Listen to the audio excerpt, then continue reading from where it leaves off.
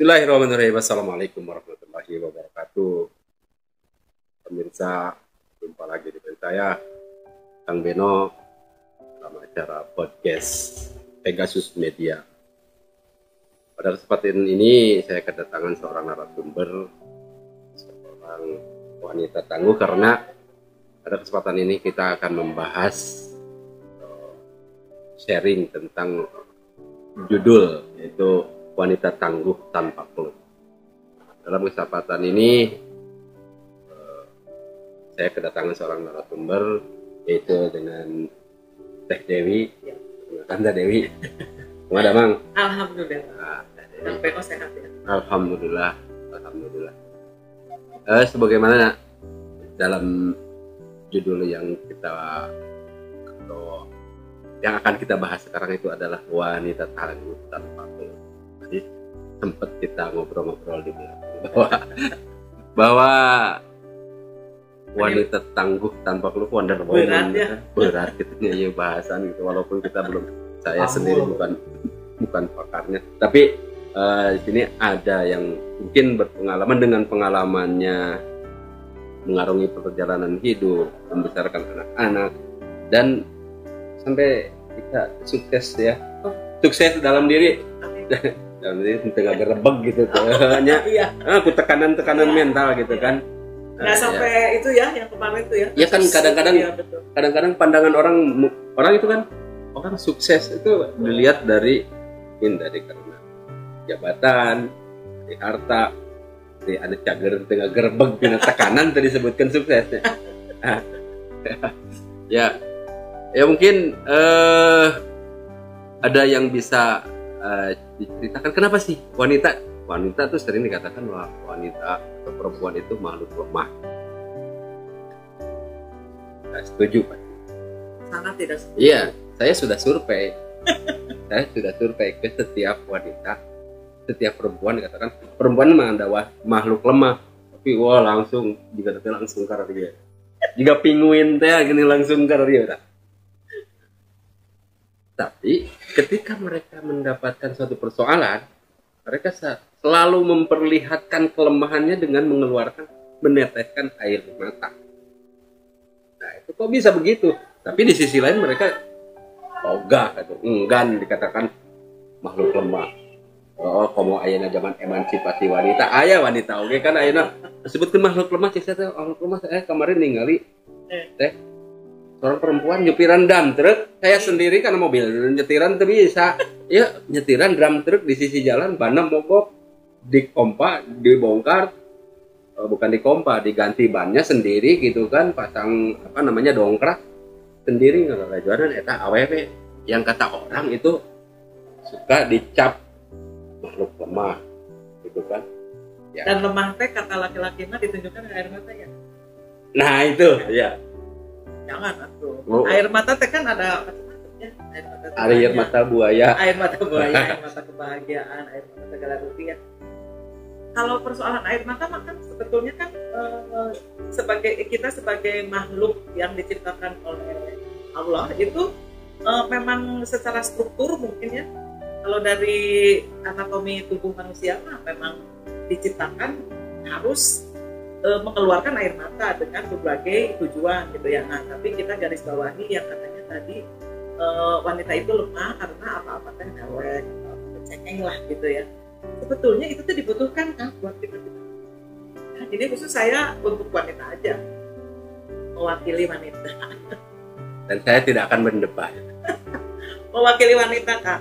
Jadi sebetulnya wanita itu butuh untuk menangis, butuh waktu sendiri, butuh space, butuh ruang khusus. Ya, di ruang khusus itu, ketika kita sendiri, kita boleh, kita mau menang, kita menjerit, kita tulis, kita diam saja, boleh. Karena berbagai macam cara untuk mengekspresikan emosi. Perasaan, ya. Dan itu butuh, gitu. Jadi terkadang saya sih tidak setuju kalau dikatakan bahwa wanita kuat itu tidak menangis. Kalau saya menangis. Gitu. Yang bahaya untuk laki-laki, aku kasih tahu yang bocoran ya, bocoran Kang Dudi, nah dengerin. berhati-hatilah laki-laki itu kalau sudah melihat wanita. Ketika menangis sudah tidak keluar air mata. Gila puitis ya. Kayak diulang-ulang ya, berhati-hatilah kaum lelaki kalau wanita sudah menangis tanpa mengeluarkan air mata. Kayak tapi sebelumnya nih Teh Dewi, jangan kata orang ini siapa katanya cuap-cuap tentang ini, belum memperkenalkan ini. Sekarang aktivitas Teh Dewi sendiri ini apa nih? Jadi konsultan katanya. Oh katanya. Katanya, baru katanya. Katanya. Ya, baru katanya kan saya baru dengar Teh Dewi ini katanya konsultan katanya. Kan konsultan apa nih Teh Dewi? Jadi, bisa diceritakan? Iya. Ini seorang ibu sebenarnya, seorang ibu dari 2 orang anak, 1 putri 1 putri, juga seorang cucu.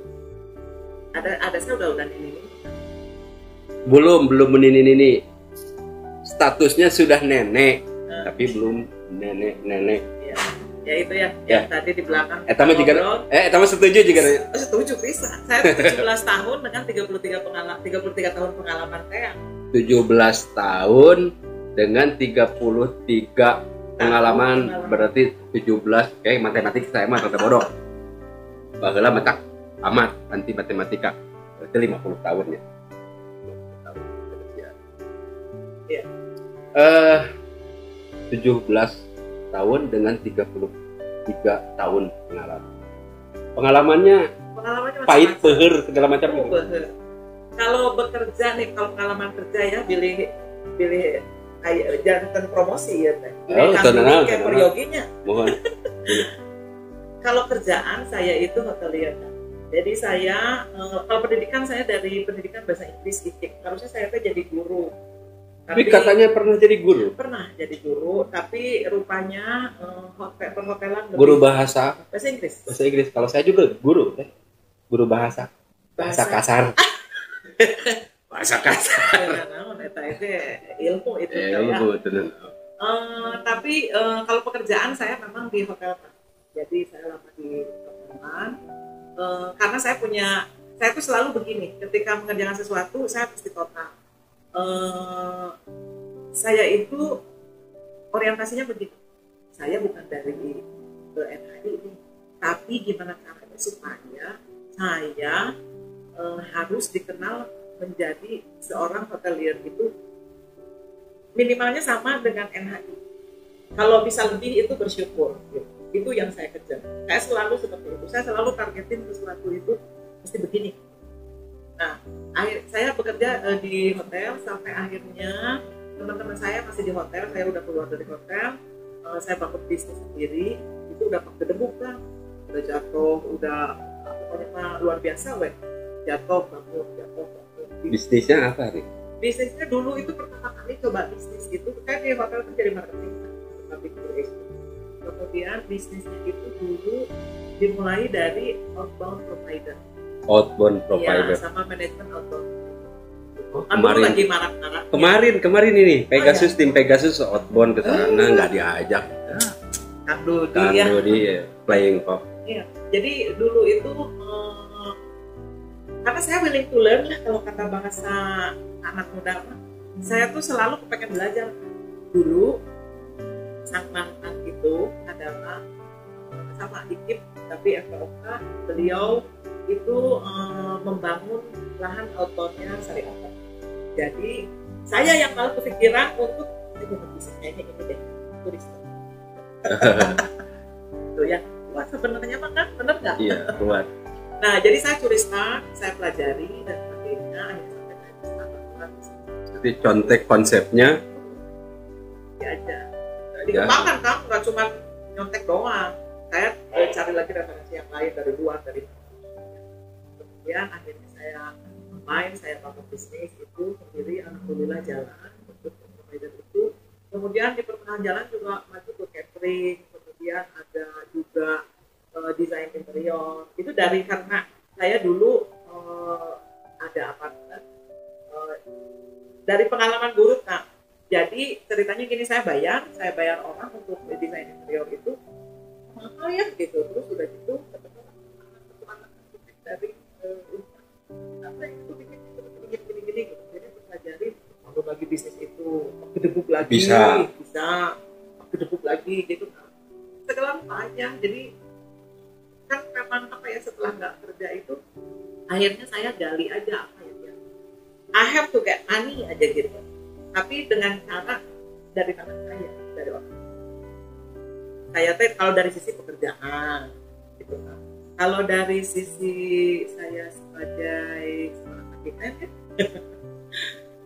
kalau dari sisi saya pengalaman hidup sih, yaitu tadi saya divorce kan.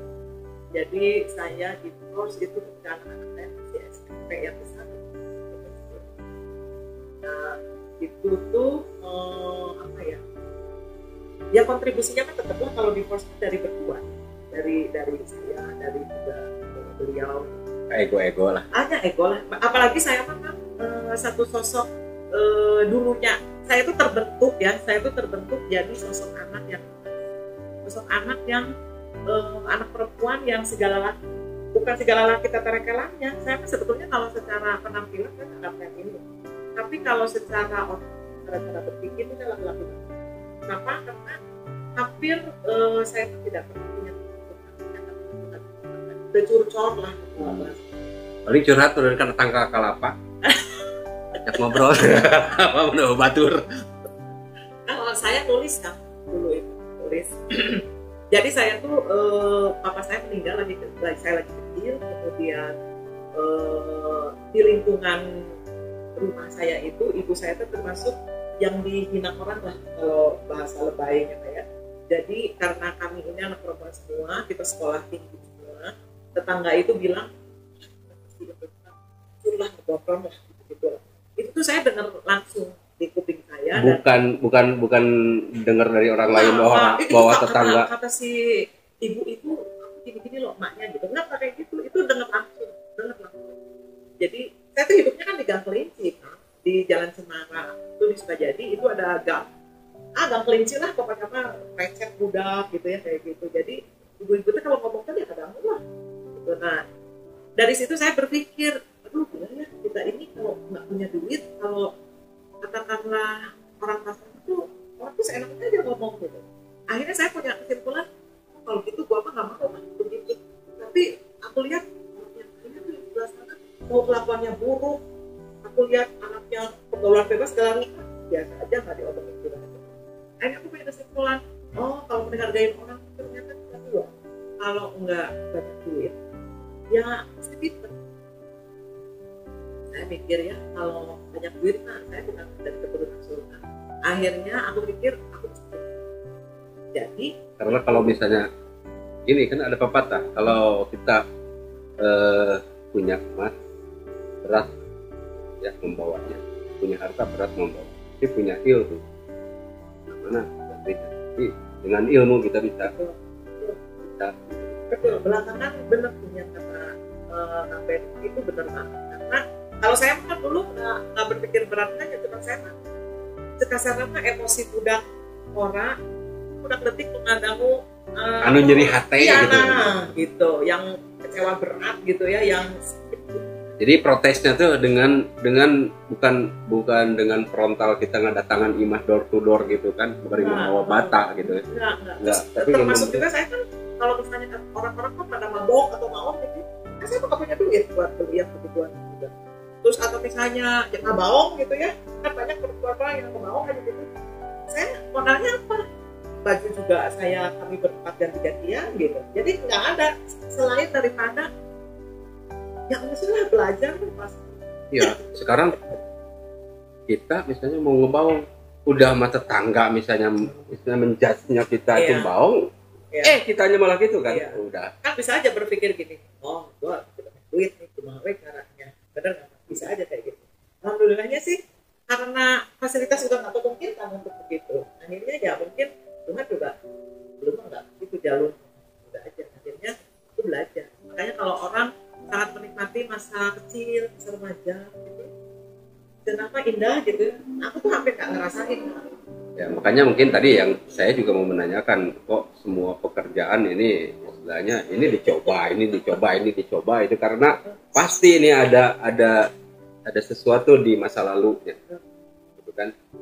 ada sesuatu di masa lalunya sehingga orang ini segala bisa gitu kan, mau tekar gitu kan. Mau tekar. Mau tekar. Nah, jadi itu salah satu pemicunya mungkin dari masa lalunya. Karena kan gini, kan kita mesti survive ya. Jadi saya tuh benar-benar survivor. Survivor dalam arti ibu saya yang dapat penghasilannya hanya dari pensiunan bapak saya yang juga masih artinya terakhir itu sekarang. Jadi kebayanglah pensiunnya berapa, bukan pejabat tinggi gitu. Kemudian harus menghidupi orang. Jadi ibu saya kemampuannya juga nggak ada lain selain memasak. Akhirnya ibu saya bikin kue dan sebagainya. Adik-adik saya yang, jadi kita tuh kayak bagi tugas.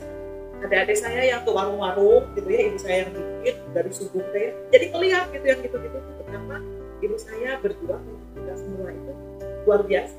Tidur tuh sekitar diangkat jam 3 jam. Dan beliau itu bikin makanan lupa nanti adik-adik saya tuh, adik saya yang kedua itu tugasnya itu beres-beres rumah.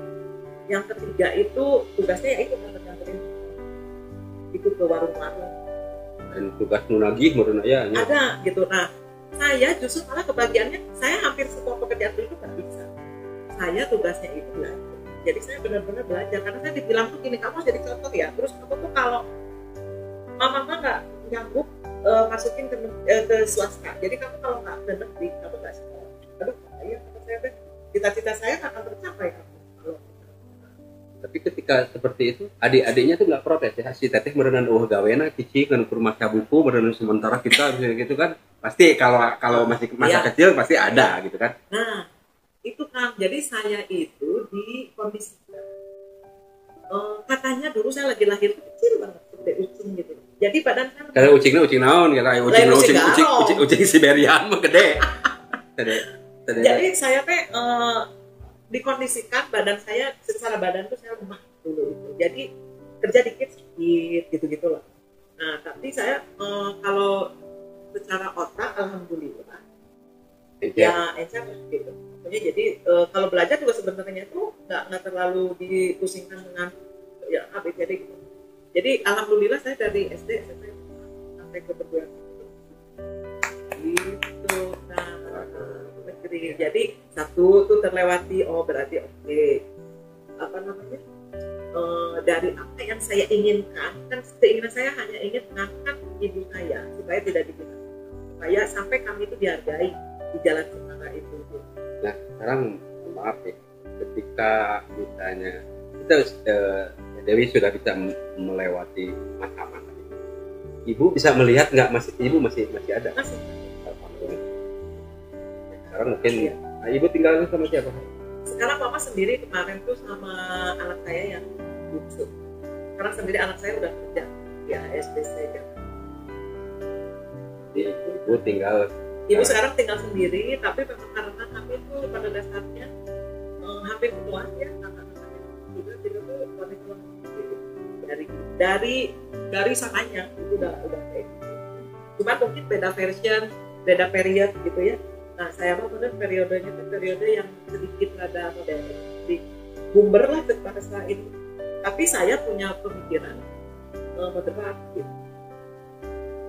Nah, pendidik anak juga saya boleh dikatakan beda dari yang lain. Boleh dibilang mah gitu ya, kalau kata orang lagi itu anak ini loh, itu anak gitu.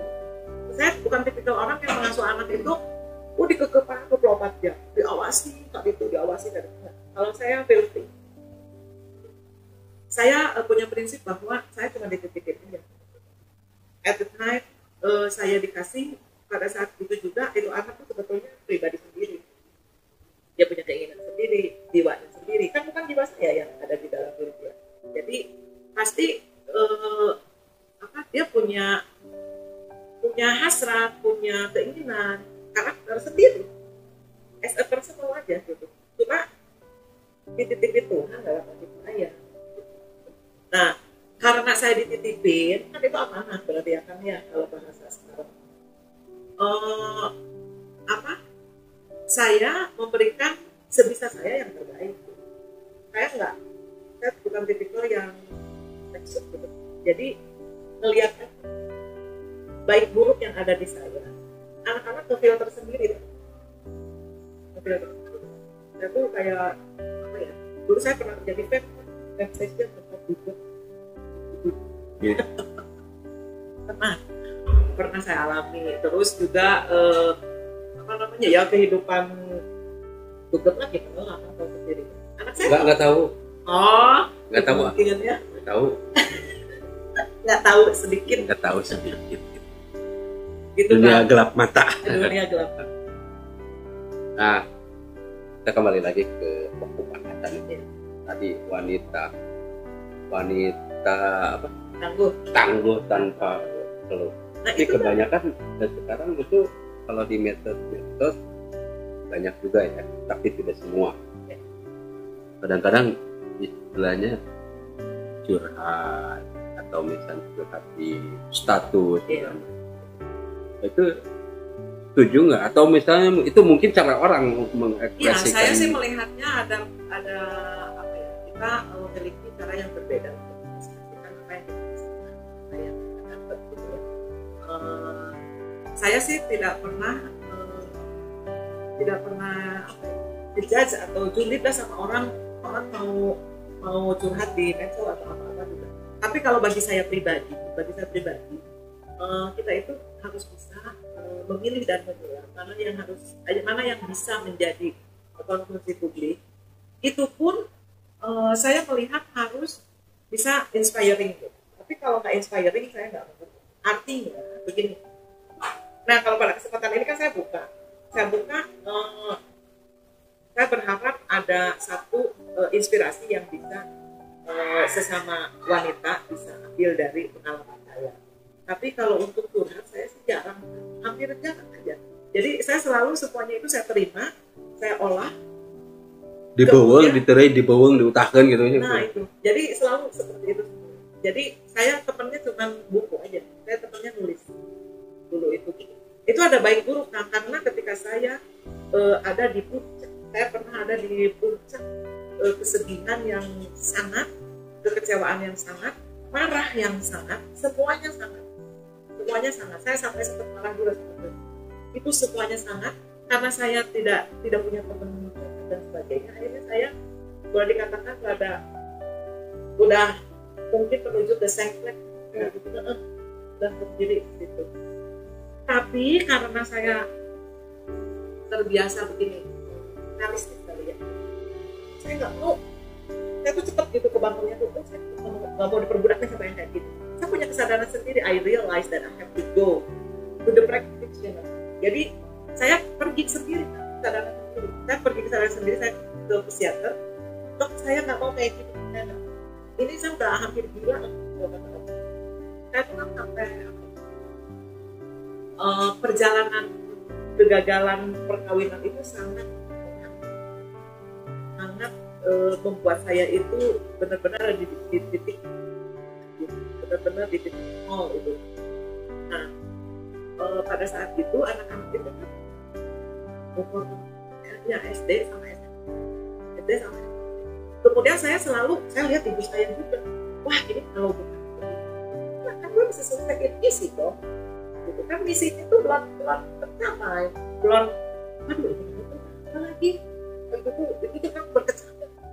Makanya kenapa berkecamuk serangan gitu ya, ditelan sendiri, ada tempat gitu. Buku aja tuh udah bolong-bolong karena udah digini-gini, buku tuh udah digini-gini, udah di sama bolpen tuh udah robek-robek. Itu nggak itu salah satu kelemahan kalau tidak biasa mengekspresikan directly gitu. Mungkin ada sahabat yang berpercaya, itu mungkin salah satu efek negatifnya ya kayak gitu. Jadi akhirnya tuh kayak ke dalam gitu. Itu yang menangis tanpa air mata itu sebetulnya ada di titik nol, tapi juga jadi kayak ini kan, kayak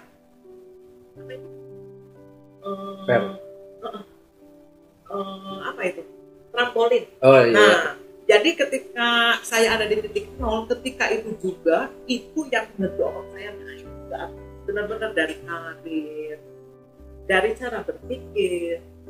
Jadi bangkitnya itu benar-benar Jadi benar-benar kalau yang begitu berterima kasih dong sama pengalaman of pahit. course, iya makanya. So that's why saya selalu bilang sama teman juga anak saya sih udah tahu ya.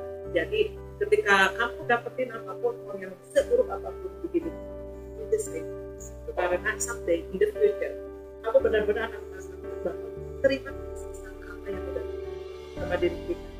Karena kita menjadi seperti ini itu kan selalu. Masa lalu biarlah masa lalu. Luar biasa ini, ada inspirasi juga. Tapi kadang-kadang semua orang mungkin kalau misalnya dikatakan kamu mah itu mah kamu bisa bertahan, tapi saya lebih ide gitu kan, saya lebih sakit lagi penderitaan saya gitu kan, mendapatkan tekanan segala macam gitu. Ketika kita misalnya memberikan ujangan sama orang yang sama terpuruk gitu kan. Mungkin ada juga misalnya balik teteh mah bisa begini karena begini gitu kan. Itu kan, tapi kalau misalnya kita cerita, saya sempat sampai teteh dibawa ke psikiater berapa lama itu? Ya, 6 bulan. Saya kebetulan berobat itu sampai 10 karena ya itu tadi saya berada di fisik, mentally, benar-benar physically, mentally ill pada saat itu benar-benar. Jadi I enjoy. Saya mesti nikmatin itu. Itu tadi yang saya bilang. Perempuan itu ya butuh, kan? Iya butuh. Tapi jadi gini, kalau yang namanya kuat itu bukan dalam kepura-puraan. Wanita kuat itu nggak berarti dia nggak menangis. Laki-laki agak banyak tuh nangis. Oh iya nangis. Kan? Anak saya tuh dulu tuh kemudian gini, saya belajar memaafkan diri sendiri. Of course, setelah saya juga belajar untuk memaafkan baik sama anak saya, termasuk sama mantan saya. Itu make filtering kita. Jadi kalau kata orang mah belajar ikhlas itu gimana? Belajar itu saya terberat ya kalau kayak gitu. Ikhlas sama Bapak Rino diomongkan gitu kan.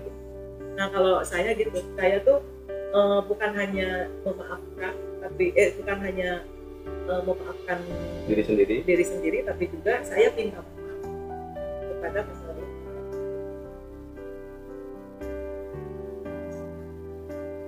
Nah, salah satu untuk menghilangkan semua ketika kita mendapatkan tekanan, yang paling baik itu gimana sih cara untuk kita melepaskannya? Ya. Kalau saya kan karena ada background dari kehidupan pribadi keluarga sekarang dalam arti kurang lah ya kan, jadi sehingga ada satu cita-cita yang harus saya capai gitu kan. Jadi itu terus yang memutuskan. Kemudian yang kedua, ketika dalam masa kecil childhood, kemudian masa remaja juga saya mendapati hinaan dari tetangga. Itu juga yang memicu saya untuk gua harus balikin, artinya gimana caranya gue mesti ibu gue tuh dihargai gitu. Kemudian yang ketiga, dalam masa perkawinan itu saya lihat yang terpenting sebetulnya adalah dia diri sendiri.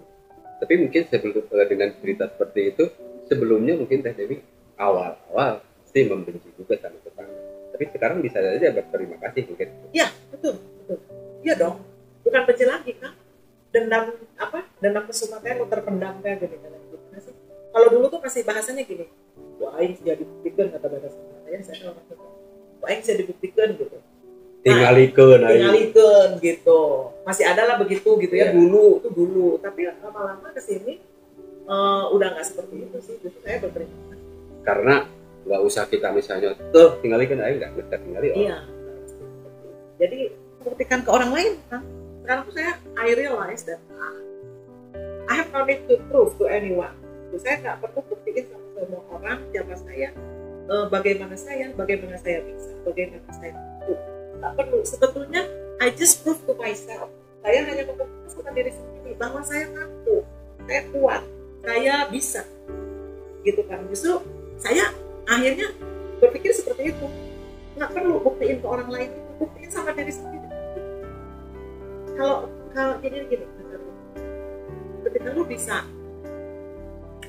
love to yourself, it will be automatically others. Gitu. Keprok serangan ya, nah penting, kan ya. Buktiin sama diri sendiri, gitu. Buktiin sama diri sendiri. Makanya saya orangnya nggak terlalu ideal kan, jadi udah kan kianya udah gini, oke. Dan yang terpenting sebenarnya gini kan, apa aja yang datang sama diri kita, mau yang baik, mau yang buruk, mau yang segimana sakit, segimana hancur dan sebagainya, itu semuanya datang dari Tuhan, dari pencipta kita, ya. Nah, Tuhan itu nggak kasih kita, pasti semuanya tuh dengan alasan untuk membuat ABC. Dan tidak akan memberikan cobaan di luar batas kemampuan kita. Ya, seperti itu. Ya, seperti itu. Ya. Memang nggak gampang. Saya aja menyadari bahwa kalau dulu mah kan, gini banget sih. Kenapa lu ciptain gue kayak gini? Kenapa orang lain nggak gini? Seperti di nasuhunan gogorokan gitu. Sama kan. Kan abdi matara jojorokan. Mataranya. Sugante baju jojorokan protes ke Tuhan. Allah protes. Kenapa kayak gitu? Tapi benar kan, itu yang ini dalam saya itu apa gitu. Ciptain gue kayak gini, buat apa gue itu aja gitu. Jadi orang lain kok nggak gini, gue kayak gitu. Jadi sebenarnya ya itu tadi, buktikan sama diri sendiri bahwa kita itu bisa. Dan yang kita tuh harus punya sesuatu yang bisa. Jadi kalau hidup lempeng wae gitu ya, nggak punya apa-apa kan, coba rek nawakan yang saya tidur, minum kopi, ngerokok, mambo, ya. Jadi kalau misalnya ini kembali lagi, perempuan itu kan ya dikatakan banyak sekali jadi objek penderita gitu kan. Kenapa sih laki-laki gitu selalu menjadikan perempuan itu objek penderita? Apakah itu untuk memperlihatkan dominasi mereka gitu, kaum laki-laki? Ada kewenangan gitu. Kita melihat seperti itu. Menurut pandangan tadi itu tuh branding yang terlanjur terlanjur disandang oleh para wanita, bahwa wanita itu makhluk lemah, bahwa wanita itu objek penderita dan sebagainya, sehingga memberi peluang kepada kaum pria untuk melegitimasi itu. Nah, kalau saya termasuk perempuan yang ada logo apa nggak tahu, saya termasuk yang tidak melegitimasi statement itu atau brand itu tuh enggak, saya enggak. Jadi gini, karena ketika kita melegitimasi, perempuan itu sendiri yang melegitimasi ketika dia mempertontonkan atau memperlihatkan bukti kelemahannya gitu. Bukti kelemahannya itu seperti nah menurut sendiri apa? Kalau menurut saya tadi kan langsung dibantah bahwa mengeluarkan air mata itu bukan satu memperlihatkan kelemahan. Nah, menurut Teh Dewi itu apa sih yang tadi dikatakan bahwa mempertontonkan kelemahannya itu? Ya, jadi gini, ketika perempuan mendapatkan satu perlakuan yang dalam benaknya atau dalam tanda kutip kesewenang-wenangan atau perlakuan yang tidak berkenan untuk dirinya, ya. Yang pertama, yang paling umum itu adalah mereka menangis, betul nggak? Ya. Yang kedua itu perempuan itu yang pada umumnya itu setelah menangis itu mereka langsung mengurung diri. Ya. Terus yang ketiga itu perempuan itu langsung curhat merasa dia yang paling menderita. Yang ujung-ujung itu kan dia jadi akhirnya punya mental korban ya, minta dikasihani gitu loh. Salah satu bentuk output dari curhat itu kan minta dikasihani. Beren. Gitu. Kalau kata saya ya, karena gini kan, teman-teman aku tuh banyak yang curhatin ke aku. Ketika aku kasih tahu, enggak dong, lu tuh ya emang lu yang salah gini gitu ya. Itu mereka tuh nggak mau. Cenderung yang curhat itu nggak mau kalau kita salahkan. Nggak kudu teh bener diupahan gitu ya. Nah, saya bukan tipikal orang yang kalau menerima curhat juga itu usahakan dan jangan. Ya itu bener kan lalu empatan melalaikan curhat kata teh. Nah, apa ya? Fortunately, justru malahan kalau kepengen curhat yang bener itu sama si Dewi deh. Temen-temen tuh gitu. Peris gitu ya. Jadi aku tuh nggak pernah bikin kalau ada yang curhat gitu ya, diiyahkan, dilegitimasi. Oh iya bener, wah kalau dasar laki kayak begitu ya, nggak kayak gitu. Kenapa? Ketika dapat masalah tuh kenapa sih harus ngelihat keluar? Lu kenapa nggak ngelihatnya ke dalam, ke diri kita? Jangan sibuk dengan caci maki di luar sana. Caci maki lawan energi kita, gitu ya. Kan capek ya. Lebih baik cultivate ourselves. Oh kata aku. Jadi teman-teman tuh kalau yang makanya sama lah, staff aku juga sama. Dalam pekerjaan juga gitu. Curhat, lu yang salah. Mana sini lihat? Dilihat, oke. Ibu gitu. Nggak keluar kamu. Galak oke. Saya usir bukan. Karena kalau dibicarakan pada saat itu juga nggak akan benar. Saya kasih space dia untuk mikir. Ini berdiri, gini surat saya. Biarin aja, biarin. Jadi nggak pernah langsung gitu. Langsung gini lah, oh saya kayak bla bla bla. Saya ke anak-anak juga kan. Itu kalau Bu tadi kenapa ya sih itu bilang ke aku dulu gini. Terus kenapa? Tadi kamu ngapain? Tadi kamu gini gitu. Itu dulu, baru nanti dia mikir, terus setelah itu baru aku ajak ngobrol. Gitu. Jadi saya kan sok nyalahkan heula ka batur. Aku nggak pernah jadi teman-teman yang curhat, aku nggak pernah fokus ngomongin si yang menyakitinya. Misalnya ada teman perempuan aku disakiti sama suaminya atau suaminya tuh selingkuh ini gitu-gitu, aku nggak pernah fokus sama suaminya selingkuh. Itu diri dia.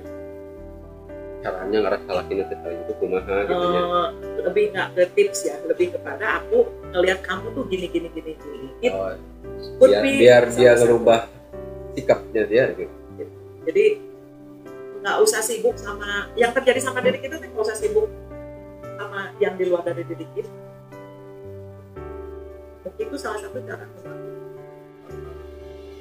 membangun karakter kita sebagai perempuan lebih kuat. Kan kalau sibuk ngurusin di luar diri kita, kitanya tuh nggak kegali, nggak kebantu. Menurut aku sih ya. Ya, kalau tadi tuh saya tuh udah survei belum ya. Kalau tingkat keberhasilan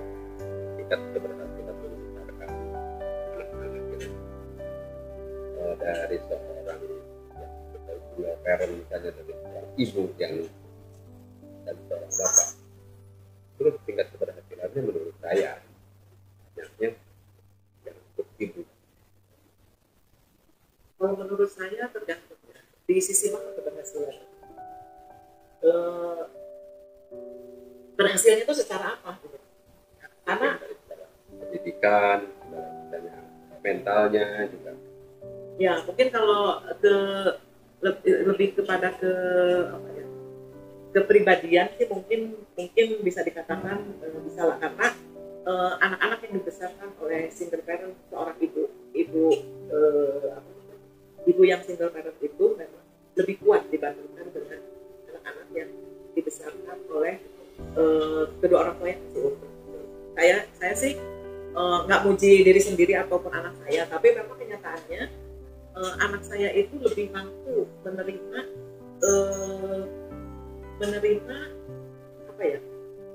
menerima terpaan hidup yang tidak baik, tidak nyaman dibandingkan dengan saudara-saudaranya. Lebih bisa mengatasi dirinya dengan cepat, lebih bisa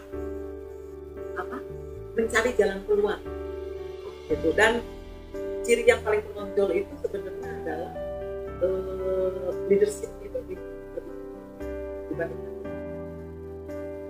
Dan kalau saya tipikalnya bukan textbook atau bukan dengan apa ya, dengan you have to be like this gitu. Teori gitu. Nah, kalau aku lihat aja, saya selalu bilang kalau ibu melakukan ini kamu bisa lihat kan, kayak saya bilang kan saya pernah kerja di vape, ya pernah lah mabok udah jelas gitu ya kan, itu kan hal yang memalukan, anak-anak saya lihat, tapi saya nggak mencoba untuk aduh kan gue ibu yang baik ini, terus gue mabok mungkin deh kan, there is no space ya untuk kita countering diri kita jadi ibu yang baik tadi yang teler gitu, ya kelan botol just happen aja gitu, udahlah just happen lah sampai gue jelasin ke mereka gitu-gitulah. Nah apa namanya, akhirnya aku bisa jelasin bahwa besokannya kan aku nggak kerja,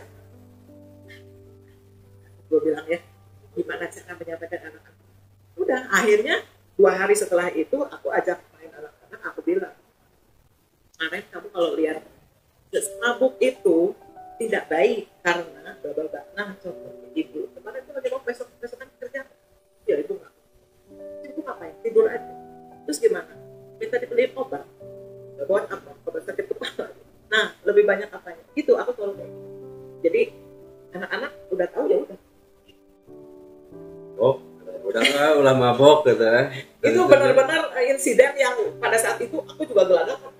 Ya, tapi kan udah nggak ada space lagi buat aku countering diri aku bahwa aku tuh mabok gitu kan, gitu. Jadi nah kadang-kadang insiden-insiden seperti itu memang kita mesti coba apa ya, mesti kita how to explain ke mereka itu dengan cara yang baik gitu. Kalau aku sih kebenaran dengan sangat mudah, karena emang anak-anak tuh melihat ibu kenapa nggak kerja, nanti bosnya itu loh marah loh, nanti ibu dipecat loh gitu kan, bahasa anak tuh sederhana ya. Jadi aku tinggal sampaikan aja bahwa kalau ibu dipecat ibu nggak punya uang ya dedek.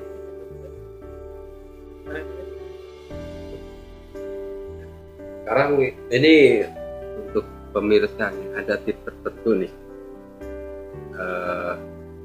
yang bisa disampaikan, terutama untuk ini, untuk para single parent. Ya itu pengalaman Teh Dewi aja kan, pengalaman Teh Dewi yang bisa diambil manfaatnya. Ya kan pasti kendalanya tuh banyak sekali gitu kan. Iya. Aduh apa ya, saya mah sebenarnya bukan apa-apa, cuman sharing aja. Jadi gini, ladies, ketika kalian harus mendapat apa ya, when there is something bad comes to you, ketika sesuatu buruk harus datang kepada diri kalian, hal buruk menghampiri gitu. Betul. Kan kita hidup nggak semua manusia kan ada pahit. Jadi any kinds of things yang datang dalam diri kita, just accept, jangan denial. Jadi diterima aja. Masalah nanti itu menurut kamu buruk, Tuhan tidak adil dan sebagainya, itu masalah belakangan. You just accept, terima aja. Tapi lah. Tapi aja, jangan coba untuk denial, diterima aja. Karena apa? One thing you have remember, semua yang datang ke dalam diri kita manusia makhluk hidup itu sudah diatur sama Tuhan, sama Allah. Saya bisa mengatakan seperti ini, kalau dulu saya nggak bisa mengatakan seperti ini ya kan? Karena dulu juga saya termasuk orang yang marah sama Allah, kenapa saya dikasih ini. Tapi ternyata setelah saya yang sekarang ini, saya jadi paham bahwa Tuhan kasih seperti itu untuk menjadikan saya seperti sekarang ini. So that's why just accept all things comes to you. Itu yang pertama. Yang kedua adalah jangan pernah fokus kepada apa yang datang atau apa yang menyakiti kita, apa yang membuat kita kecewa, apa yang membuat kita marah, membuat kita terpuruk. Tapi fokus pada diri sendiri. Artinya fokus pada diri sendiri. Ladies boleh menangis, just take the space, take the time for yourself. Menangis, nggak mau menulis, hindari untuk terlalu terbuka kepada orang lain, karena tidak semua orang itu bisa memahami diri kita. Malah dimanfaatkan. Iya, betul. Yang bisa memahami diri kita itu diri kita. Tidak boleh secara output itu betul. Yang keempat adalah pada kita tuh harus punya tujuan hidup. Untuk apa? Baik itu untuk orang tua, anak, untuk diri sendiri. Apa itu? Jangan berlama-lama untuk jangan berlama-lama pada satu titik di mana Anda mengatakan, nah itu kan kadang-kadang kan itu satu kelemahannya. Saya nggak bisa apa-apa. Nggak ada yang nggak bisa. Karena itu nggak akan dikasih sama kamu. Kalau kamu itu nanti di ke depan nggak kuat, nggak jadi sesuatu, nggak jadi sesuatu. Karena itu tadi Tuhan tidak akan memberikan cobaan di luar batas kemampuan. Ya, betul. Gitu. Dan apa ya? Hidup kita ini ditentukan sama diri kita. Pandangan orang juga pada akhirnya akan ditentukan oleh diri kita sendiri. Gitu. Alhamdulillah sekarang di tempat saya, di mama saya, kita jadi kenal anak. Naturally, secara alam sangat smooth, sangat indah. Jadi saya melihat sekarang ini, semua orang itu menghargai ibu saya itu. Ibu saya rumahnya ya diperbaiki lah. Gitu. I don't know, entah karena apa. But thanks God gitu ya, anak-anak di lingkungan saya itu memang alhamdulillah kalau anak-anak mama itu yang berhasil. Jadi very small gitu ya, sangat indah banget gitu ngelihatnya tuh. Ibu saya tuh sekarang sampai disegani gitu. Dari yang dulu dihina. Berarti yang diidolakan oleh Teh Dewi Pak Ibadah. Iya. Ya, ternyata. Jadi ketika kita mendapatkan masalah itu jangan ini ya, jangan kenapa kita dapat masalah. Ini jadi, harus datang. Ya, tapi kita harus menggali hikmahnya ya, mencari apa sih hikmahnya. Jangan mencari masalahnya yang datang, tapi kenapa sih Tuhan atau Allah memberikan cobaan kepada kita, pasti ada sesuatu. Jadi yang harus digali itu adalah hikmah yang dibalik penderitaannya ini. Justru kalau saya pengen cepet-cepet tuh, wah bener-bener kasih hadiah nih di depan gitu lah kasarnya. Kasih door prize gitu ya. Ada door prize nih kayaknya nih gitu di depan sana gitu. Jadi saya tuh sampai gini kan, ketika dapet yang gini udah biasa aja. Gitu. Makanya kalau ada teman-teman yang bilang, tuh gini. Aduh ini kalau di leveling ya, di leveling. Oh itu kalau level 1. Tapi jadi, kita dengan keberhasilan kita menghadapi masalah seperti itu bukan berarti kita misalnya meremehkan masalah orang. Oh enggak, bukan. Artinya gini, apa ya? Kan level orang diberikan masalahnya itu berbeda-beda ya, benar nggak? Dan berat ringannya itu kan beda-beda. Berat ringan itu ditentukan oleh siapa? Bukan sama orang lain kan, sama diri sendiri. Ya benar nggak? Kan gini. Akang misalnya, Mbak Dewi, Kia-Kia-Ting itu kan yang nentuin Akang, yang nge-branding itu bukan aku. Kia-Kia-Ting gitu. Jadi leveling problem itu sama diri sendiri, tergantung dari kekuatan kita sendiri menerima itu. Tapi lama-lama juga siap kok. Maksudnya apa ya? Lama-lama tuh bukannya gini, bukannya ya sok lah masalah datang sama saya gitu ya, nantang gitu juga. Apalagi nyari masalah. Oh ya. Lah, nyari masalah. Baik, ini obrolan yang sangat menarik. Jadi intinya gini, ketika kita mendapatkan masalah, dapatkan tekanan, dapatkan penderitaan, dapatkan cobaan, jangan dicari penyebabnya, ya. Tapi cari itu hikmahnya apa. Kenapa Allah memberikan cobaan seperti ini? Pasti ada hikmah yang lebih baik. Karena apapun yang Allah berikan cobaan, pasti ada hikmah yang akan mengangkat derajat. Setuju? Baik, terima kasih. Sampai di sini perjumpaan kita. Wassalamualaikum warahmatullahi wabarakatuh. Terima kasih. Sami-sami.